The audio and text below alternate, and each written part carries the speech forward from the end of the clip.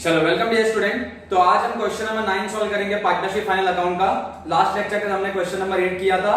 आज हम स्टार्ट करेंगे क्वेश्चन नंबर 9। ठीक है, तो सबसे पहले जो हम करते हैं क्वेश्चन में, सबसे पहले हम क्या करेंगे तो क्वेश्चन को मार्क करते हैं। ठीक है, तो क्वेश्चन को मार्किंग करते हैं, ट्रायल बैलेंस को मार्क करेंगे, एडजस्टमेंट का दो इफेक्ट देखेंगे, फिर हम उसको पोस्ट करेंगे ट्रेडिंग अकाउंट में, प्रॉफिट एंड लॉस अकाउंट में और बैलेंस शीट में और पार्टनर्स कैपिटल अकाउंट में जो हम प्रिपेयर करते हैं। ठीक है, चलो सबसे पहले देखो क्या बोला है क्वेश्चन में कि from the following trial balance of masher Sanjay and Keshav. दो लोग हैं संजय और केशव, ये लोगों का ट्रायल बैलेंस दिया है, दोनों पार्टनर्स हैं। You are required to prepare trading and profit and loss account for the year ended 31 March 2013। हमको बोला है trading account, profit and loss account prepare करने के लिए 31 मार्च 2013 ईयर एंडिंग होगा। और आगे बोला है balance sheet as on that date after taking into account the following additional information. और बोला है बैलेंस शीट भी इसी डेट का प्रिपेयर करना है, balance sheet as on 31 March 2013, सारे एडजस्टमेंट्स को ध्यान में रख के। चलो ट्रायल बैलेंस में पहले डेबिट साइड पे क्या बोला है, ओपनिंग स्टॉक। ओपनिंग स्टॉक कहां पे जाता है, ट्रेडिंग अकाउंट के डेबिट साइड। तो जहां पे आपका ओपनिंग स्टॉक है वहां पे आप लिख दो टी डेबिट। ओपनिंग स्टॉक के बाद है आपका बिल रिसीवेबल। बिल रिसीवेबल कहां पे जाता है, एसेट साइड। तो बिल रिसीवेबल आपका जाएगा एसेट साइड पे।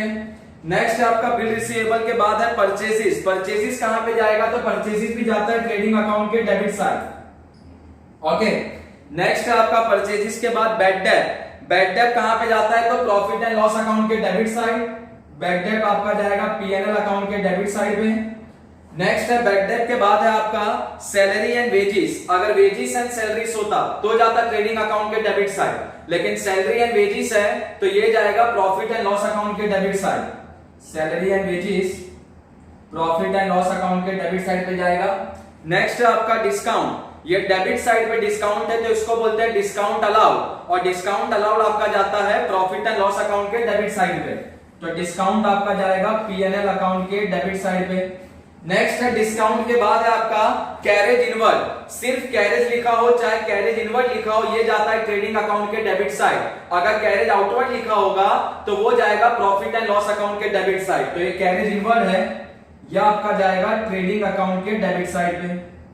नेक्स्ट है कैरेज इनवर्ड के बाद ट्रैवलिंग एक्सपेंसेस। ट्रैवलिंग एक्सपेंसेस आपका जाएगा प्रॉफिट एंड लॉस अकाउंट के डेबिट साइड पे। ट्रैवलिंग एक्सपेंसेस ये जाएगा प्रॉफिट एंड लॉस अकाउंट के डेबिट साइड पे। ट्रैवलिंग एक्सपेंसेस के बाद है आपका कैश इन हैंड, उसके बाद है फर्नीचर। कैश इन हैंड और फर्नीचर ये दोनों आपका जाएगा एसेट में। तो कैश इन हैंड और फर्नीचर ये दोनों ही चीज कहां पे जाएगा, तो एसेट में जाएगा। उसके बाद है आपका इंश्योरेंस। इंश्योरेंस कहां पे जाएगा, तो प्रॉफिट एंड लॉस अकाउंट के डेबिट साइड, क्योंकि ये भी एक खर्चा है। Profit and loss account debit side.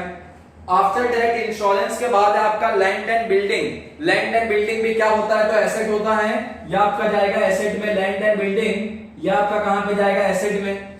उसके बाद है postage and Telegram. Postage and Telegram ये खर्चा है तो जाएगा profit and loss account debit side. Postage and Telegram जाएगा पीएनएल डेबिट में। उसके बाद है आपका सन्ड्री डेटर। सन्ड्री डेटर कहां पे जाएगा, तो एसेट साइड पे, क्योंकि वो एसेट होता है। ठीक है, क्रेडिट साइड पे सबसे पहले क्या दिया है, सेल्स। सेल्स आपका कहां पे जाएगा, ट्रेडिंग अकाउंट के क्रेडिट साइड। सेल्स के बाद आपका क्या दिया है, तो सेल्स के बाद आपका यहां पे दिया रेंट। अगर डेबिट साइड पे रेंट होता तो वो रेंट पेड होता है, वो जाता है पीएनएल अकाउंट के डेबिट साइड। क्रेडिट साइड पे रेंट है मतलब ये रेंट रिसीव है, और रेंट रिसीव मतलब कि इनकम है, और इनकम कहां पे जाएगा, प्रॉफिट एंड लॉस अकाउंट के क्रेडिट साइड पे। तो ये जो रेंट है, ये रेंट को हम दिखाएंगे पीएनएल अकाउंट के क्रेडिट साइड पे। ओके, उसके बाद है आपका बिल पेएबल, उसके बाद है sundry creditor. Bill payable sundry creditor दोनों ही क्या होगा, लायबिलिटी। तो बिल पेएबल और सन्ड्री क्रेडिटर दोनों कौन से साइड पे जाएगा, तो लायबिलिटी साइड पे। ओके, उसके बाद है आपका कैपिटल अकाउंट। संजय और केशव का कैपिटल अकाउंट का ओपनिंग बैलेंस दिया है, तो कैपिटल अकाउंट का ओपनिंग बैलेंस कहां पे जाता है, partners capital account credit side पे, यहां पे। ठीक है, तो यह हमने मार्क किया ट्रायल बैलेंस। अब हम मार्क करते हैं एडजस्टमेंट्स। पहला एडजस्टमेंट क्या है, इंश्योरेंस पेड इन एडवांस ₹3000। 3000 रुपए इंश्योरेंस एडवांस में पे कर दिया। अब देखो आपका जो इंश्योरेंस था डेबिट साइड पे था, देखो वहां पे इंश्योरेंस 12000 है, तो इंश्योरेंस एक्सपेंस है और एक्सपेंस को एडवांस में पे कर दिया, तो इसको बोलते हैं प्रीपेड एक्सपेंस। और प्रीपेड एक्सपेंस का दो इफेक्ट क्या होगा, तो पहला इफेक्ट प्रीपेड एक्सपेंस का पहला इफेक्ट कि जो एक्सपेंस है उसमें से लेस कर दो जितना भी प्रीपेड है। तो ये हमने इंश्योरेंस कहां पे दिखा है, पीएनएल अकाउंट के डेबिट साइड। तो पहला इफेक्ट आएगा पीएनएल अकाउंट के डेबिट साइड पे जाके किसमें से लेस करना है, इंश्योरेंस में से। तो पीएनएल अकाउंट के डेबिट साइड पे जाके लेस फ्रॉम इंश्योरेंस, इंश्योरेंस में से लेस करना है। और सेकंड इफेक्ट, जो खर्चा बाद में करना था पहले ही कर दिया तो इसका बेनिफिट फ्यूचर में मिलेगा। तो सेकंड इफेक्ट कहां पे जाएगा, प्रीपेड इंश्योरेंस का बैलेंस शीट के एसेट साइड पे। ओके, नेक्स्ट है आपका second adjustment, depreciation provided on furniture at 10%। Furniture पे 10% डेप्रिसिएशन लेना है। डेप्रिसिएशन का पहला इफेक्ट कि बैलेंस शीट के एसेट साइड पे जाके लेस फ्रॉम एसेट, मतलब जो भी एसेट पे डेप्रिसिएशन लेना है, डेप्रिसिएशन का अमाउंट उस एसेट में से लेस कर दो। और सेकंड इफेक्ट डेप्रिसिएशन का कहां जाता है, पीएनएल अकाउंट के डेबिट साइड पे। तो यहां पे आप एक टिक कर दो इंश्योरेंस पे, जहां पे आपका इंश्योरेंस होगा वहां पे एक टिक कर दो, और एक टिक आप कर दो फर्नीचर पे, क्योंकि एक एक एडजस्टमेंट है दोनों पे। उसके बाद है third, closing stock as on 31 March 2013 rupees 2 lakh. Closing stock का दो इफेक्ट, पहला ट्रेडिंग अकाउंट के क्रेडिट साइड, दूसरा बैलेंस शीट के एसेट साइड। बहुत बार हमने क्लोजिंग स्टॉक का दो इफेक्ट किया है, ठीक है। तो यहां तक हमारा 3 एडजस्टमेंट हो गया। चलो अब क्लोजिंग स्टॉक के लिए तो किसी पे भी टिक नहीं करना है, ठीक है। तो ये हमारा हो गया 3 एडजस्टमेंट। एडजस्टमेंट नंबर 4, अब यहां से जो एडजस्टमेंट है ये हमने फर्स्ट टाइम देखा, एडजस्टमेंट नंबर 4 अभी तक आया नहीं था क्वेश्चंस में। चलो एडजस्टमेंट नंबर 4 क्या है, अनरिकॉर्डेड सेल 10,000, मतलब 10,000 का सेल किया लेकिन उसको रिकॉर्ड करना भूल गया। रिकॉर्ड करना भूल गया तो अनरिकॉर्डेड सेल का मैंने आपको दो इफेक्ट लिखाया था एडजस्टमेंट के टाइम पे। तो एडजस्टमेंट नंबर 4 है अनरिकॉर्डेड सेल। इसका दो इफेक्ट क्या आएगा, पहला इफेक्ट ट्रेडिंग अकाउंट के क्रेडिट साइड पे जाके ऐड टू सेल, कि सेल में ऐड करो ट्रेडिंग अकाउंट के क्रेडिट साइड पे जाके। और दूसरा इफेक्ट क्या आएगा, बैलेंस शीट के एसेट साइड पे जाके ऐड करो डेटर में, ठीक है। जो भी अमाउंट होगा उसको डेटर में ऐड कर दो। क्लियर, ये दो इफेक्ट होगा अनरिकॉर्डेड सेल का। नेक्स्ट है बिल रिसीवेबल डिसऑनर। इसका ही मैंने आपको एडजस्टमेंट लिखाया था, दो इफेक्ट। बिल रिसीवेबल डिसऑनर मतलब जितने का ही बिल रिसीवेबल था, कितने का था देखो, डेबिट साइड पे 80,000 का था, देखो क्वेश्चन में ट्राई बैलेंस में। तो 80,000 में से 20,000 का बिल रिसीवेबल डिसऑनर हो गया। तो पहला इफेक्ट क्या होगा कि बैलेंस शीट के एसेट साइड पे जाके बिल रिसीवेबल में से लेस करो, less from bill receivable, less from bill receivable, कि बैलेंस शीट के एसेट साइड पे जाके बिल रिसीवेबल में से अमाउंट लेस करो जितना भी डिसऑनर हुआ है। और सेकंड इफेक्ट क्या होगा, बिल रिसीवेबल डिसऑनर हो गया, मतलब जो पैसा मिलने वाला था डेटर से अब मिल नहीं रहा है, तो नहीं मिल रहा है तो वापस से डेटर बढ़ गए। तो सेकंड इफेक्ट भी कहां पे आएगा, बैलेंस शीट के एसेट साइड पे ही ऐड टू डेटर। ओके, तो दो इफेक्ट समझ में आया बिल रिसीवेबल डिसऑनर का। एक इफेक्ट बिल रिसीवेबल में से लेस करो, सेकंड इफेक्ट डेटर में ऐड कर दो। चलो नेक्स्ट है आपका additional bad date. Additional bad debt का दो इफेक्ट। तो adjustment number 6 additional bad date है, ठीक है।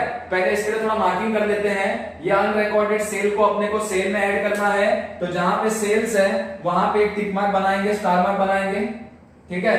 सेकंड इफेक्ट बैलेंस शीट के एसेट साइड पे डेटर में ऐड करना था, तो जहां पे डेटर है वहां पे एक स्टार मार्क बनाएंगे।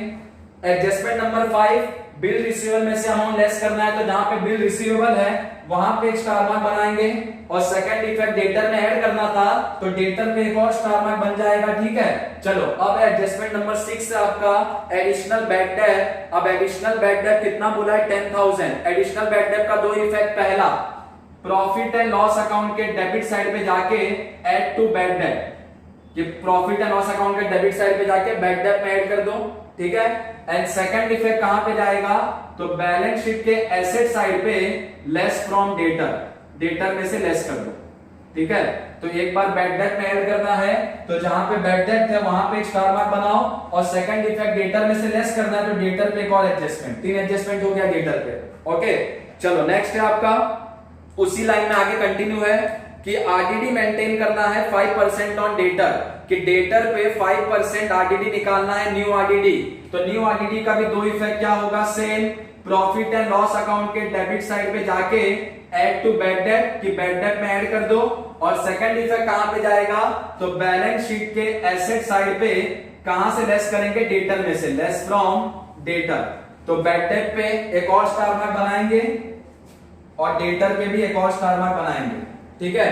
फिर adjustment number 8, reserve for discount on debtor.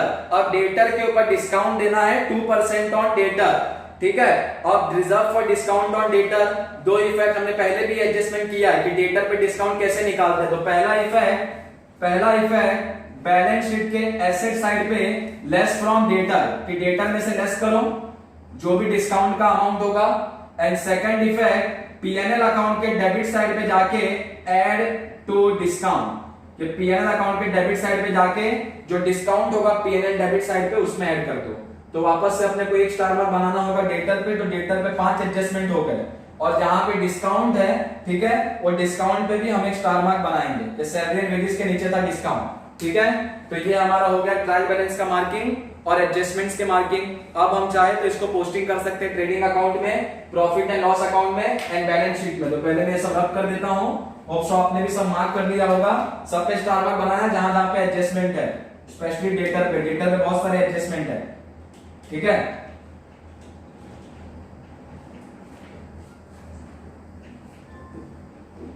Debtor पे ना एडजस्टमेंट का एक सीक्वेंस होता है, वो मैं आपको ये क्वेश्चन के एंड में बताऊंगा कि डेटर पे एडजस्टमेंट का सीक्वेंस क्या होता है। कोई भी एडजस्टमेंट कहीं पे भी लिखा रहे, अपने ये क्वेश्चन में तो सारे एडजस्टमेंट 9 से है, कहीं कहीं पे ऊपर नीचे भी होता है, तो उसी सीक्वेंस में आपको डेटर में से लेस करना है या ऐड करना है, ठीक है। वो मैं आपको क्वेश्चन के एंड में बताता हूं, पहले हम फटाफट मार्किंग करते हैं और इसको क्लोज करते हैं क्वेश्चन को। चलो सबसे पहले देखो ट्रायल बैलेंस में क्या बोला था, ओपनिंग स्टॉक कहां जाता है, ओपनिंग स्टॉक ट्रेडिंग अकाउंट के डेबिट साइड। तो ट्रेडिंग अकाउंट के डेबिट साइड पे सबसे पहले हम रिकॉर्ड करेंगे टू ओपनिंग स्टॉक 1,80,000, कोई एडजस्टमेंट तो है नहीं, तो सीधा आउटर कॉलम। ओपनिंग स्टॉक के बाद आपका क्या है, तो बिल रिसीवेबल कहां पे जाएगा, एसेट साइड पे। तो बिल्स रिसीवेबल कितना है, 80,000 है, लेकिन इनर कॉलम में लिखेंगे क्योंकि एडजस्टमेंट हमने स्टार मार्क भी बनाया है। उसके बाद आपका परचेजेस कहां जाएगा, ट्रेडिंग अकाउंट के डेबिट साइड पे ही। टू परचेजेस कितना है परचेजेस का अमाउंट, तो परचेजेस का आपका अमाउंट है 2,40,000, आउटर कॉलम क्योंकि नो एडजस्टमेंट। नेक्स्ट है परचेजेस के बाद है आपका बैड डेट, कहां पे जाएगा bad debt, profit and loss account के डेबिट साइड पे। टू बैड डेट कितना है, बैड डेट्स का अमाउंट 20,000, इनर कॉलम में लिखेंगे क्योंकि इस पे दो एडजस्टमेंट है, दो एडजस्टमेंट है, तो हमको यहाँ पे 2 लाइन भी छोड़ना पड़ेगा, ठीक है। ओके चलो इसके आगे बैड डेट का हो गया, 2 एडजस्टमेंट था इसमें। बिल रिसीवेबल पे 1 एडजस्टमेंट था, तो 1 लाइन यहाँ पे छोड़ देंगे। ओके चलो आगे, सैलरी एंड वेजेस कहां जाएगा, यहीं पे जाएगा, प्रॉफिट एंड लॉस अकाउंट के डेबिट साइड पे। टू सैलरी एंड वेजेस, कोई एडजस्टमेंट तो है नहीं इस पे। सैलरी वेजेस है कितना, 24,000 है। नेक्स्ट है सैलरी वेजेस के बाद है आपका डिस्काउंट, ये डिस्काउंट यहीं पे आएगा। टू डिस्काउंट कितना है, 9,000 है, इनर कॉलम में लिखेंगे क्योंकि इस पे भी एक एडजस्टमेंट है अपने को, ठीक है। डिस्काउंट के बाद है हमारा कैरेज इनवर्ड, ट्रेडिंग अकाउंट के डेबिट साइड पे जाता है कैरेज इनवर्ड। तो टू कैरेज इनवर्ड कितना है, कैरेज इनवर्ड, तो कैरेज इनवर्ड है 12,000। ओके, कैरेज इनवर्ड के बाद आपका travelling expenses, profit and loss account के डेबिट साइड। तो टू ट्रैवलिंग एक्सपेंसेस कितना है अमाउंट ट्रैवलिंग एक्सपेंसेस का, 13,000, आउटर कॉलम क्योंकि कोई एडजस्टमेंट नहीं है। नेक्स्ट है आपका ट्रैवलिंग एक्सपेंसेस के बाद cash in hand, cash in hand कहां पे जाएगा, एसेट, कोई एडजस्टमेंट है नहीं कैश इन हैंड पे, तो कैश इन हैंड का कोई एडजस्टमेंट नहीं है, तो सीधा आउटर कॉलम में 38,000। उसके बाद है आपका फर्नीचर पे एडजस्टमेंट है, तो इनर कॉलम में लिखेंगे फर्नीचर को 2,80,000 को। ओके, इस पे जो एडजस्टमेंट है वो डेप्रिसिएशन का है, तो मैं खाली यहां पे लिख के रखता हूं डेप्रिसिएशन, अमाउंट बाद में लिखेंगे डेप्रिसिएशन।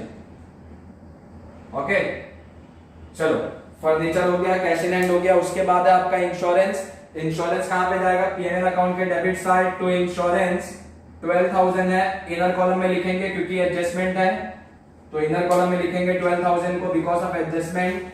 नेक्स्ट है आपका इंश्योरेंस के बाद है आपका लैंड एंड बिल्डिंग 4 लाख, कहां पे जाएगा, asset side. Land and building asset side पे 4 लाख, सीधा आउटर कॉलम। ओके, नेक्स्ट है आपका लैंड एंड बिल्डिंग के बाद है आपका postage and Telegram.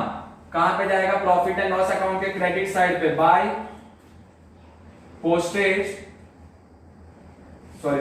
Bye postage and telegram है, ये भी आपका एक्सपेंसेस है, तो ये भी आपका कहां पे जाएगा? प्रॉफिट एंड लॉस अकाउंट के डेबिट साइड पे, to postage and telegram, to postage and telegram. कितना है इसका अमाउंट पोस्टेज एंड टेलीग्राम का? 7000, outer column because no adjustment. Next आपका सन्ड्री डेटर, क्या है sundry debtor? Asset, inner column में लिखेंगे क्योंकि एडजस्टमेंट है इसमें 4-5, तो सन्ड्री डेटर है कितना? सन्ड्री डेटर 2,10,000, इनर कॉलम में लिखेंगे क्योंकि इसमें बहुत सारे एडजस्टमेंट्स हैं। ओके, चलो इसके बाद क्रेडिट साइड पे आते हैं। पहला बाय सेल्स, ट्रेडिंग अकाउंट के क्रेडिट साइड पे रिकॉर्ड होगा बाय सेल्स। कितना अमाउंट सेल्स का? 5,25,000, इनर कॉलम में लिखेंगे क्योंकि इस पे भी एक एडजस्टमेंट है, तो by sales trading account credit side पे, इनर कॉलम में अमाउंट आएगा। सेल्स के बाद है आपका रेंट, अब ये रेंट रिसीव है तो ये आएगा प्रॉफिट एंड लॉस अकाउंट के क्रेडिट साइड पे, बाय रेंट। कितना है बाय रेंट? तो 22,000। ओके, इसके बाद है आपका रेंट के बाद है बिल पेएबल, सन्ड्री क्रेडिटर, दोनों ही आपका आएगा लायबिलिटी साइड पे, बिल्स पेएबल और सन्ड्री क्रेडिटर भी। चलो दोनों का अमाउंट लिखते हैं। बिल पेएबल कितना था अमाउंट? बिल पेएबल का 78,000, सन्ड्री क्रेडिटर का 1 लाख, सीधा आउटर कॉलम में आएगा क्योंकि कोई एडजस्टमेंट नहीं है। ओके, चलो इसके बाद है आपका कैपिटल अकाउंट का ओपनिंग बैलेंस दिया है, तो यहां पे रिकॉर्ड करेंगे पार्टनर्स कैपिटल अकाउंट में by balance brought down. Sanjay का कितना है? 5 लाख, केशव का 3 लाख, 5 लाख एंड केशव का है आपका 3 लाख। ठीक है, चलो next insurance paid in advance. अब एडजस्टमेंट में आते हैं। पहला था कि एडवांस में इंश्योरेंस का पेमेंट किया था, मतलब प्रीपेड इंश्योरेंस, तो एक इफेक्ट इंश्योरेंस में से लेस करना है, लेस प्रीपेड 3,000, तो 12,000 में से 3,000 गया, बचा कितना? 9,000। एंड सेकेंड इफेक्ट मैंने आपको बताया था बैलेंस शीट के एसेट साइड पे आएगा, तो प्रीपेड इंश्योरेंस कितना? 3,000। ओके, नेक्स्ट है आपका depreciation provided on furniture at 10%। Furniture पे 10% डेप्रिसिएशन लेना है, तो इसके लिए हम एक वर्किंग नोट करेंगे, तो यहां पे मैं हेडिंग डालता हूं working notes. Working notes, working note number 1 किस चीज के लिए? तो फॉर डेप्रिसिएशन, फॉर डेप्रिसिएशन। किस पे ले रहे हैं डेप्रिसिएशन? तो फर्नीचर पे। ठीक है, फर्नीचर पे ले रहे हैं डेप्रिसिएशन, तो फर्नीचर कितना लेना है? 10%। तो फर्नीचर का अमाउंट कितना है? 2,80,000, इस पे 10%, 2,80,000 इंटू 10%, आगे 2,80,000 इंटू 10 डिवाइड बाय 100, तो ये हो जाएगा आपका 28,000। ठीक है, अब डेप्रिसिएशन का दो इफेक्ट 28,000 का, एक तो less from asset, balance sheet के एसेट साइड पे एसेट में से लेस करेंगे 28,000। ओके, एंड सेकंड इफेक्ट आपका जाएगा प्रॉफिट एंड लॉस अकाउंट के debit side, to depreciation on furniture, how much? तो 28,000। ओके, और उसका अमाउंट हम लेस करके बाहर निकालेंगे, 2,80,000 में से 28,000 जाएगा, तो बचेगा कितना? 2,52,000।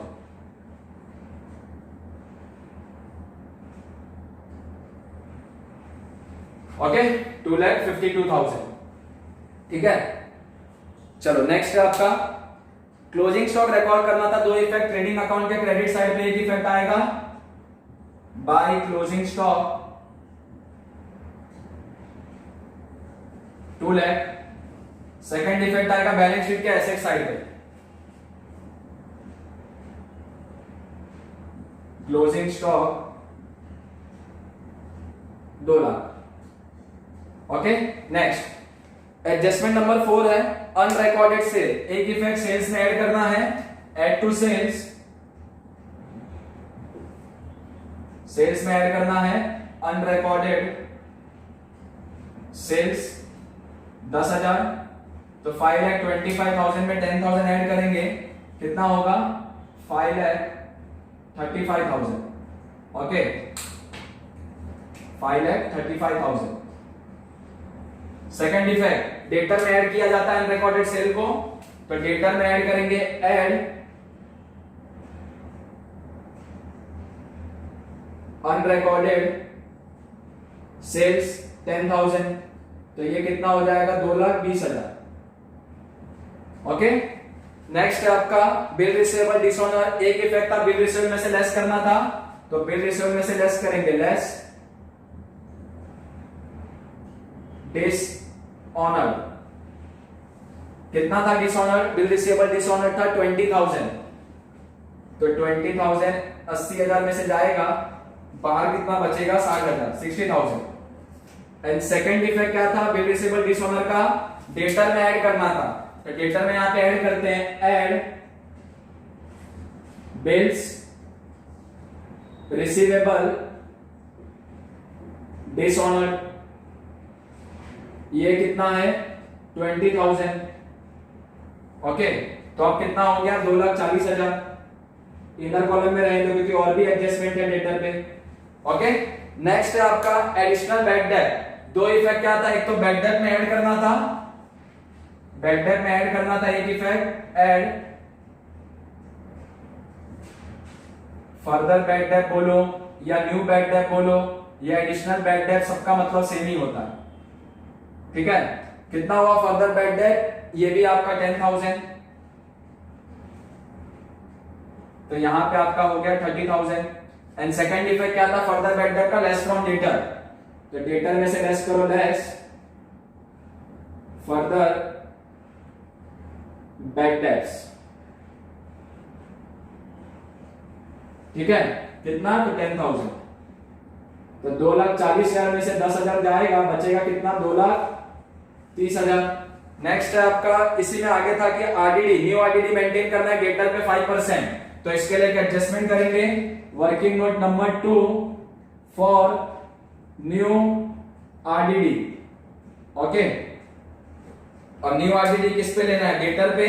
तो जो अब डेटर है उस पे लेना है। तो अब डेटर कितना है? 2,30,000। तो 2,30,000 पे हमको लेना है 5%। तो 2,30,000 इंटू 5 डिवाइड बाय 100, तो 2,300 इंटू 5, 11,500 रुपीज, 11,500 ये आ गया अमाउंट। तो इसका दो इफेक्ट क्या होगा न्यू आरडीडी का? एक तो बैड डेट में ऐड कर दो, ऐड न्यू आरडीडी, कितना 11,500। अब बाहर कितना जाएगा? 30,000 प्लस 11,500। आउटर कॉलम में आपका जाएगा 41,500। एंड सेकंड इफेक्ट, डेटर में से लेस करना है न्यू आरडीडी को, तो डेटर में से लेस करेंगे, लेस न्यू आरडीडी 11,500। तो 2,30,000 में से 11,500 जाएगा, तो बचेगा कितना?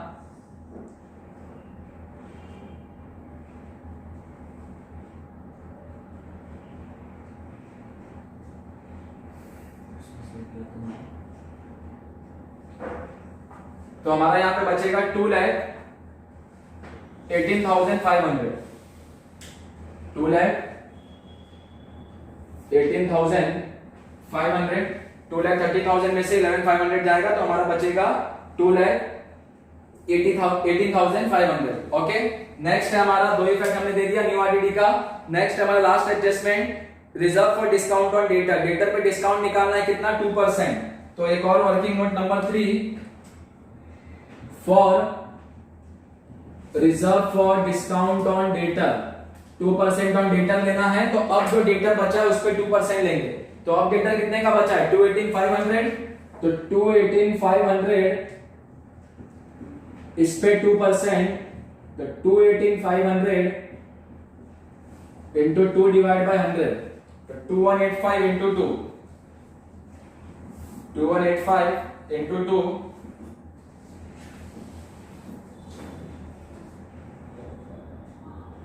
4370, ठीक है।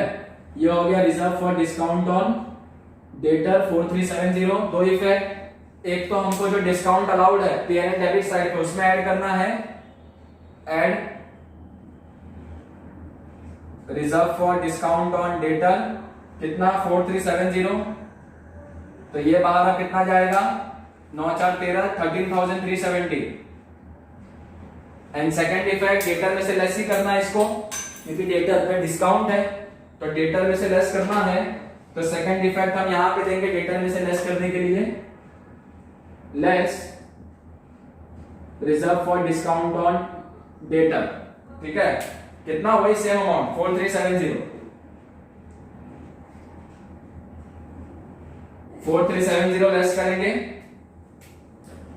4370, अब कितना बचेगा डेटर बाहर, वो अपना फाइनल डेटर होगा, तो 218,500 माइनस 4370, 218,500 माइनस 4370, 218,500 माइनस 4370,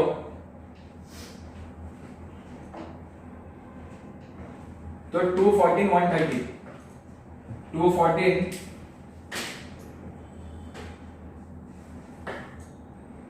214,130। ओके, तो यहां तक हमने सारे एडजस्टमेंट्स को प्लस सारे ट्रायल बैलेंस में जो भी थे हर एक चीज को हमने पोस्ट कर दिया। अब इसके बाद का हमारा स्टेप है कि चीजों को क्लोज करना, ठीक है। पहले ट्रेडिंग अकाउंट को क्लोज करना, फिर प्रॉफिट एंड लॉस अकाउंट को, और फिर हम किसको क्लोज करेंगे, बैलेंस शीट को, ठीक है। तो चलो सबसे पहले क्लोज करते हैं ट्रेडिंग अकाउंट को। ट्रेडिंग अकाउंट का यही साइड ज्यादा दिख रहा है, क्रेडिट साइड 5,35,000 प्लस 2 लाख, यह आपका हो जाएगा 7,35,000, 7,35,000। दोनों साइड लिखेंगे, ये साइड भी 7,35,000 दोनों साइड। ओके, अब इसमें से इसको लेस करेंगे तो देखते हैं कितना आएगा। पहले ये साइड का टोटल तो लेते हैं, 1,80,000 प्लस 2,40,000 प्लस 12,000, तो 1,80,000, और इसको हम ले सकते हैं 2,52,000,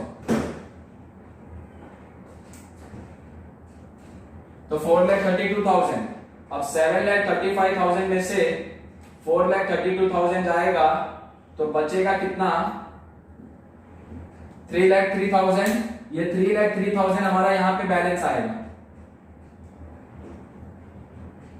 ओके, और ये 3,03,000 को हम क्या बोलेंगे, तो ग्रॉस प्रॉफिट। तो to gross profit carry down यहां पे आएगा, तो by gross profit brought down, यही 3,03,000। यहां भी यही साइड ज्यादा दिख रहा है, क्रेडिट साइड, तो 3,03,000 प्लस 22,000, वो हो जाएगा हमारा 3,25,000। आप लोग भी टोटल करके देख लेना, 3,25,000। उसमें से हम इसको लेस करेंगे, तो पहले इसका टोटल तो लेते हैं। टोटल आएगा 41,500 प्लस 24,000, 13,370, 13,000, 9,000, 7 और 28, ये हो गया 35,000। 0 7 8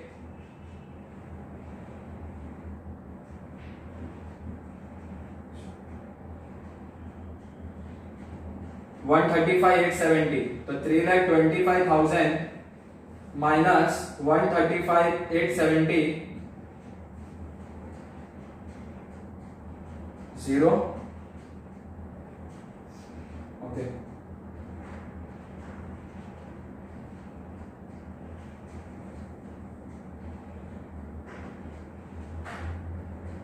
189 130 हमारा यहाँ पे बैलेंस आएगा 189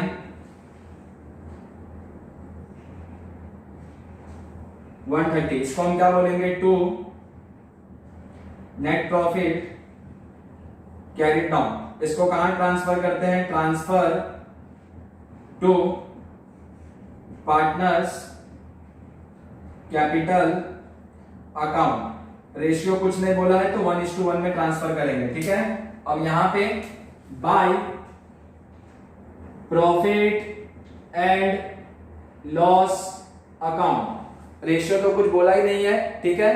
तो 1:1 में बांटेंगे इसको प्रॉफिट एंड लॉस अकाउंट में। पहले संजय का फिर केशव का, करना कुछ नहीं है, 1:1 मतलब आधा कर देना है। तो 189 130 इंटू हाफ, यहां भी 189 130 इंटू हाफ, तो 189 130 का हाफ करेंगे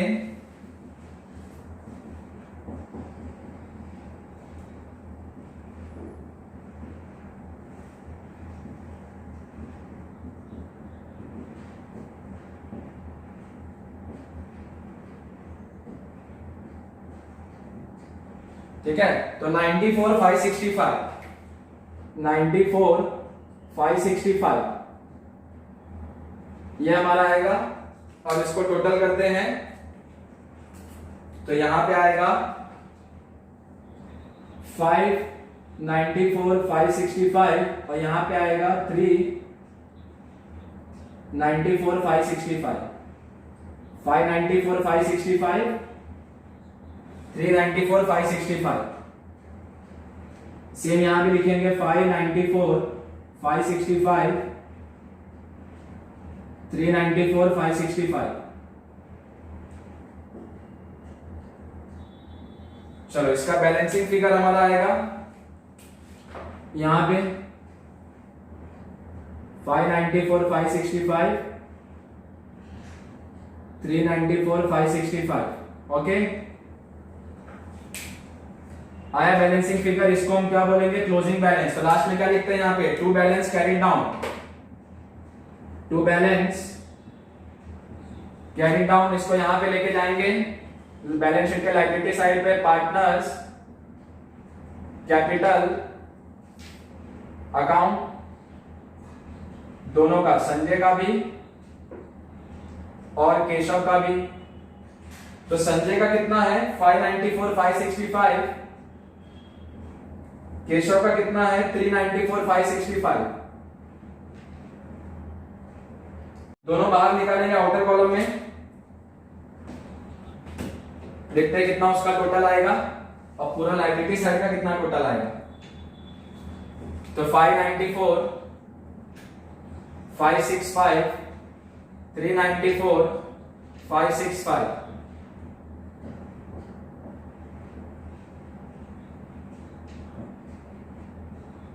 989 130 प्लस 1,78,000, ये 78 और ये 1,78,000। तो 130 9 और 8 17 9 और 7 16 11,67,130।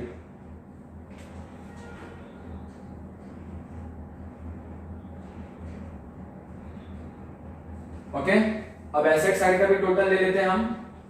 तो एसेट साइड का टोटल हम करेंगे तो 2,52,000, फिर ये 4 लाख 2 लाख 6 लाख 6,03,000 60,000 6,63,000, तो 6,63,000, फिर ये 38,000 और ये 214 130, ये 130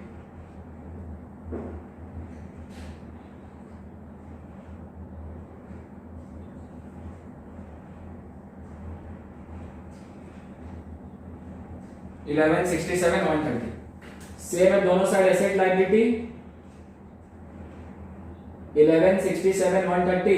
आप भी टोटल करके देख लेना, टैली हो गया, इट मींस कि हमारा क्वेश्चन करेक्ट है।